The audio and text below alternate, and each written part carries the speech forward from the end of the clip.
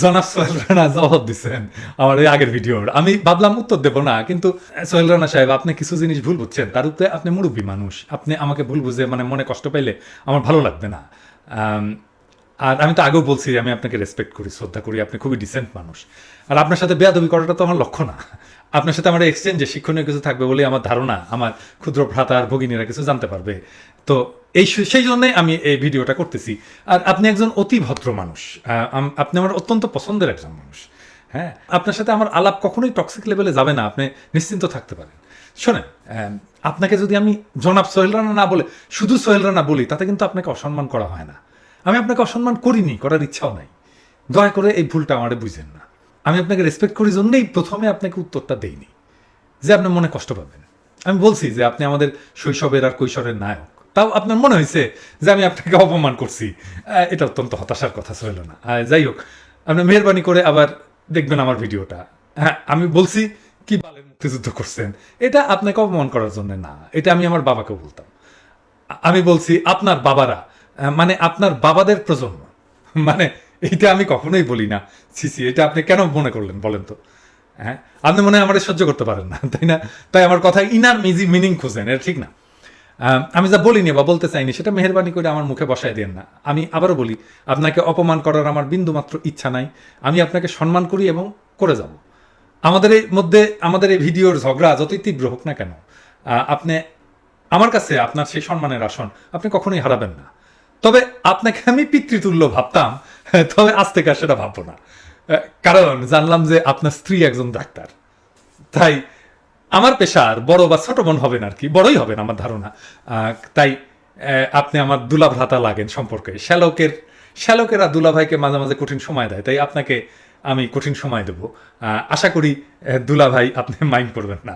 যাই হোক, আলাপে আসি। আমি আপনার আলাপের প্রসঙ্গ ধরেই যুক্তি দেব। আপনার প্রথম যুক্তি হচ্ছে মুক্তিযুদ্ধের সময় যে জয় বাংলা স্লোগান দেওয়া হয়েছিল সেটা থেকে মুক্তিযুদ্ধের পরে যে জয় বাংলা স্লোগান দিয়ে চলা দুঃশাসন, সেটার কোনো সম্পর্ক নাই। তার মানে আপনি নিজেই স্বীকার করছেন জয় বাংলা দুই সময় দুই ভিন্ন ব্যঞ্জনা তৈরি করছে, দুইটা আলাদা। কারণ মুক্তিকামী মানুষের মুখে শুধু জয় বাংলা স্লোগান ছিল না, জালেমের মুখেও জয় বাংলা স্লোগান ছিল, এখনো জালেমের মুখেই জয় বাংলা স্লোগান। আপনি যদি নিজেই আলাদা সময়ের দাও জয় বাংলাকে আলাদা কইরা বলেন, তাহলে কেন আপনি এটা ধরে নিচ্ছেন না যে আমার লক্ষ্য মুক্তিযুদ্ধের পরের শাসক যাদের স্লোগান ছিল জয় বাংলা?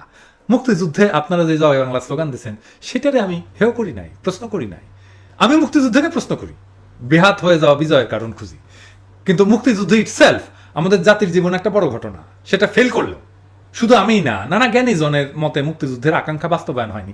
আপনি নিজেও আশা করি আমার সাথে দ্বিমত করবেন না যে মুক্তিযুদ্ধে যে আকাঙ্ক্ষা নিয়ে আপনারা করছিলেন সেটা বাস্তবায়িত হয় নাই। মুক্তিযুদ্ধকে বাংলাদেশের বুদ্ধিজীবীরা, এখনকার বুদ্ধিজীবীরাই বলেন বেহাত বিপ্লব। আমি বলছি আপনারা পাকিস্তান ভাঙছেন ঠিকই, কিন্তু বাংলাদেশ রাষ্ট্রটাকে করতে পারেন নাই। কিছু মনে করেন না আমি আপনাদেরকে অপবাদ দিতেছি জন্য। শুধু সেইটাই না, নিজেদের পর্বত প্রমাণ ব্যর্থতাকে নানা রঙিন স্ববিরোধী কথার আড়ালে রাখছেন। আসেন আমি সেইগুলো একে একে দেখাই দিই। দেখেন, আপনি বলছেন ৩০ লক্ষ শহীদ হয়েছে মুক্তিযুদ্ধে। আপনি তো বিশ্বাস করেন তারা সর্বোচ্চ ত্যাগ করছে, তাই না? বাংলাদেশের সব মানুষই বিশ্বাস করে সর্বোচ্চ জীবনটাই দিয়ে দিছে। আপনি যুদ্ধ করছেন, শহীদ হইতে পারতেন, হন নাই।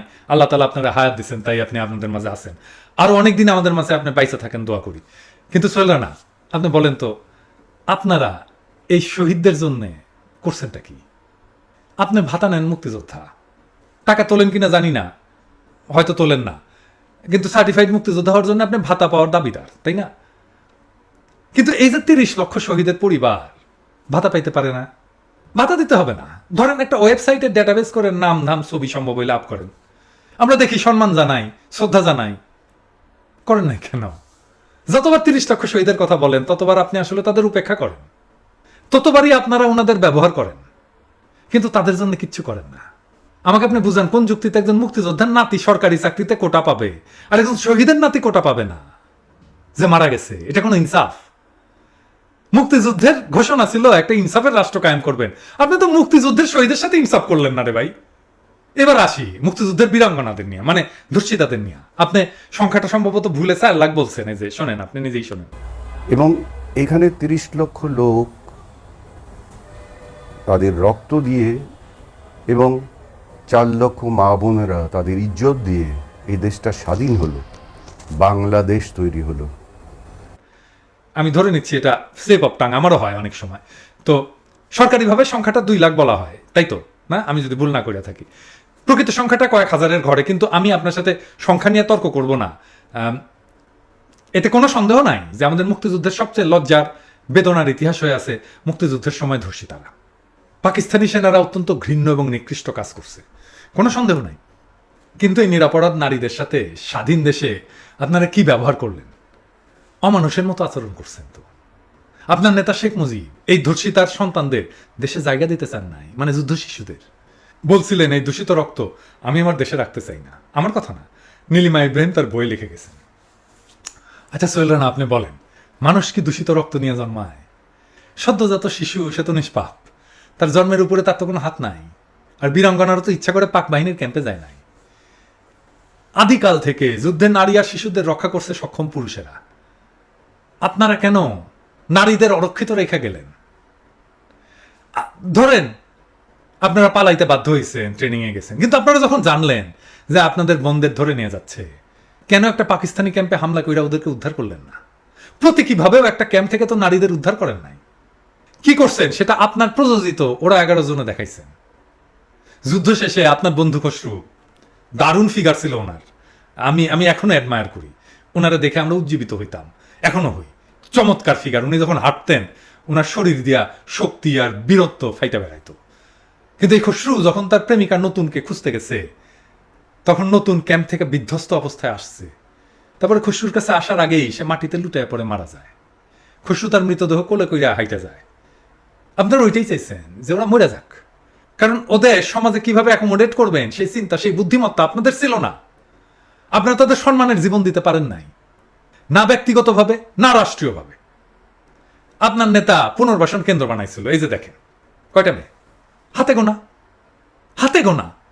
তাদের জন্য পুনর্বাসন কেন্দ্র বানাইতে হয়? এরা তরুণী আর যুবতী। রাষ্ট্র যদি এদের পুলিশ আনসার সেনাবাহিনীতে আত্মীকৃত করতো যোগ্যতা অনুযায়ী, তাহলে এদের অসম্মানের জীবন বাইছে নিতে হয়? বাদ দেন, রাষ্ট্র করলো না। মুক্তিযুদ্ধে যারা গেছিলেন তাদের বেশিরভাগই তো ছিলেন অবিবাহিত তরুণ যুবক। তো আপনারা যদি তাদের বিয়ে করতেন, তাহলে তো তাদের জন্য পুনর্বাসন কেন্দ্র বানাইতে হয় না? আহ্বানও জানানো হয়েছিল যে এই ধর্ষিতা নারীদের বিয়ে করুক বাংলাদেশের যুবকরা, তরুণেরা। করে নাই কেন? তো আচ্ছা আসেন এইবার একটু দুলাভাইয়ের সাথে মস্করা করি আর কি। আচ্ছা সোহেল রানা, দুলাভাই আপনি আমাকে তো খেপাটে বলছেন, তাই না? আপনি যেহেতু একচোখা হরিণের মতো, একচোখা হরিণ না খ্যাপাটে পিনাকি? আমি বুঝতেছি না খুশি হব না রাগ করবো। ইনফ্যাক্ট পাগলামি বা খেপাটে হওয়াটা কিন্তু আমাদের কালচারে নেগেটিভ না। মানে আমরা কাউকে ভালোবাসা বলি পাগলা। হ্যাঁ, পাগলামো আর উন্মাদনা সৃষ্টিশীল কিছু করার পূর্ব শর্ত, এটা মাথায় রেখেন। আপনি তো আবার সাইকোলজির লোক। পৃথিবীতে যত প্রভাবশালী দার্শনিক আছেন তারা পাগলামো এবং উন্মাদনাকে দারুণভাবে অ্যাপ্রিসিয়েট করছে। সক্রেটিস বলছেন এটা সুপিরিয়র হিউম্যান উইজডম, মানে এটা অতি উচ্চ উচ্চ ধরনের মানবিক প্রজ্ঞা। প্লেটোর ডায়ালগে পাবেন এই কথাটা যে আমাদের সবচেয়ে বড় আশীর্বাদ আসে উন্মাদনা থেকে। এই উন্মাদনা একটা স্বর্গীয় উপহার, সক্রেটিস নাকি বলছিলেন। অ্যারিস্টটল তার প্রবলেমস এসেতে প্রশ্ন তুলছিলেন যে যারা দর্শন করে, রাজনীতি করে, কবিতা করে, আর্ট করে না, তারা কেন পাগলাটে হয়? আপনি তো নিজেই দেখছেন যে ঋত্বিক ঘটক আপনার সিনেমার লোক, সে তো পাগলাটে ছিল, কত সৃষ্টিশীল মানুষ। তো অনেক পরে রোমান দার্শনিক সেনেকা অন ফিলোসফি অ্যান্ড পেডিগ্রিতে লিখছিলেন যে পৃথিবীতে এমন কোনো জিনিয়াস নাই যার মধ্যে উন্মাদ প্রবৃত্তি নাই। মানে পাগল বা উন্মাদ না হইলে জিনিয়াস হওয়া যায় না। এটাকে অবশ্য আপনি অনলাইনে অ্যারিস্টটলের বাণী হিসাবে দেখবেন, কিন্তু এটা অ্যারিস্টটলের কথা না। তো দুলাভাই খ্যাপাটে না বললে আমাকে পাগল বলা যায় না। হ্যাঁ, তো নিটশে পাগলামি নিয়ে বলছিলেন যে তোমার মধ্যে পাগলামোর বিশৃঙ্খলা না থাকলে তুমি তারার জন্ম দিবে কিভাবে? নিটশের মতে পাগলামোটা অসাধারণ কিছু জন্ম দেওয়ার একটা প্রয়োজনীয় পূর্বশর্ত। মিশেল ফুকোর একটা বই আছে ম্যাডনেস অ্যান্ড সিভিলাইজেশন নামে। তিনি বলছেন যে পাগলামোটা আসলে কোনো রোগ না, এটা একটা সামাজিকভাবে নির্মিত অবস্থা। মানে ইংরেজিতে বলে সোশ্যাল কনস্ট্রাক্ট। মানে ধরেন আমি যদি পৃথিবীর যে কোনো দেশে কাঁঠাল শব্দটা বলি, তাহলে এই ফলের ছবি ভাইসে উঠবে, তাই না? আর বাংলাদেশে গিয়া বললে হাসিনার অবয়ব ভাইসে উঠবে। আপনি পৃথিবীর যে কোনো দেশে বলতে পারবেন আমি কাঁঠাল পছন্দ করি, কিন্তু বাংলাদেশে যদি আপনি বলেন আমি এই কাঁঠাল পছন্দ করি, তাইলে গেছেন আপনি। তো দুলা ভাই বুঝছেন তো? তো কোনটা বলবেন, পাগল বলবেন নাকি কাবাটা বলবেন? বলেন পাগলই বলেন না, আমি একটু খুশি হই। ওই যে এটা গান আছে না, যখন তুমি আমায় পাগল বলো, ধন্য আমার সে পাগলামি, ধন্য আমি ধন্য হে পাগল তোমার জন্য যে, ধন্য আমি ধন্য হে, পাগল তোমার জন্য যে। আচ্ছা, ফাইনালি আপনি বলছেন যে আমার চোখ নাকি খড়খড়া, তো চোখ নাকি হাসে না। তাই আমার মনোবিজ্ঞান পড়ার কারণের জন্য আমার যেন মনে হয় আপনার চোখের দিকে তাকিয়ে যে আপনি চোখের দৃষ্টিটা কেমন যেন একটু খড়খড়ে এবং আপনার চোখ কখনো হাসে না। দুলা ভাই, এটা কি আমার দোষ? খোদা তালা আমাকে আপনার মতো রোমান্টিক প্রেমময় চোখ দেয় নাই, দিলে তো আমিও না নায়ক হওয়ার চান্স নিতাম, তাই না?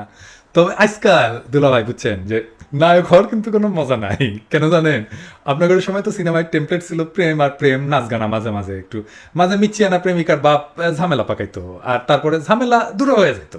তো মজা ছিল সিনেমার নায়কদের, এই যে প্রেম টেম করতে পারতো নায়িকাদের সাথে। কিন্তু আজকালকার সিনেমায় নায়কদের খুবই দুর্দিন, নায়িকার সাথে প্রেমের কোনো ফুসরতি পায় না। ভিলেন এমন দৌড়ের উপরে রাখে যে প্রেম জানলা দিয়ে পালায়। এই যে হালের শাহরুখ খানের পাঠান সিনেমা দেখছেন না, মাইর খেয়া ভত্তা হইতেছে শাহরুখ খান, সেটা থেকে সিনেমা শুরু, আর মরতে মরতে বাইসা গেল, সেখানে সিনেমা শেষ। তো সিনেমায় প্রেম করার সুযোগ পাইলো কি? লাস্টে যে নাচটা আছে না, ওই যে পাঠান, তো ওই ওই নাচটা কিন্তু সিনেমা শেষ হওয়ার পরে, মানে যেটা হিট হয়েছে, মানে মানে নাম দেখাইতেছে সিনেমার, নাচ চলতেছে। তো সে দিন আর নাই দিল ভাই, বুঝছেন তো। তবে সিনেমা এখন সবচেয়ে ভালো চরিত্র কোনটা জানেন? নায়িকার বাবা আয় মা বুকে আয় বলে নায়িকারে ওই একজনই বুকে চাইপা ধরতে পারে।